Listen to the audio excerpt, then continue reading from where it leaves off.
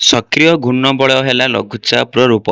ଆଗାମୀ 24 ଘଣ୍ଟାରେ ଆହୁରି ଘନୀଭୂତ ହେବା ସମ୍ଭାବନା। ଉତ୍ତର ପୂର୍ବ ବଙ୍ଗୋପସାଗରରେ ସୃଷ୍ଟି ହୋଇଛି ଲଘୁଚାପ। ସକ୍ରିୟ ଲଘୁଚାପ ଆଗାମୀ 24 ଘଣ୍ଟା ମଧ୍ୟରେ ଏହା ଲଘୁଚାପରେ ରୂପ ନେବ, ଯାହା ପ୍ରଭାବରେ ଆଜିଠୁ 28ଟି ଜିଲ୍ଲାକୁ ବର୍ଷା ନେଇ ପୂର୍ବାନୁମାନ କରିଛି ଆଞ୍ଚଳିକ ପାଣିପାଗ ବିଜ୍ଞାନ କେନ୍ଦ୍ର। ପୂର୍ବରୁ ଅତି ପ୍ରବଳ ବର୍ଷା ପାଇଁ 4ଟି ଜିଲ୍ଲାକୁ ରେଡ୍ ଆଲର୍ଟ ଜାରି କରାଯାଇଛି। ସେଗୁଡ଼ିକ ହେଲା ସୁନ୍ଦରଗଡ଼, ଝାରସୁଗୁଡ଼ା, ସମ୍ବଲପୁର ଏବଂ ଦେବଗଡ଼।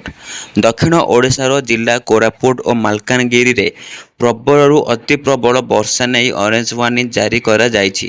ସେହିପରି କଳାହାଣ୍ଡି, କନ୍ଧମାଳ, ରାୟଗଡ଼ା, ଗଜପତି, ନବରଙ୍ଗପୁର ଓ ନୂଆପଡ଼ାରେ ଭାରୀ ବର୍ଷାର ଆଶଙ୍କା ରହିଛି।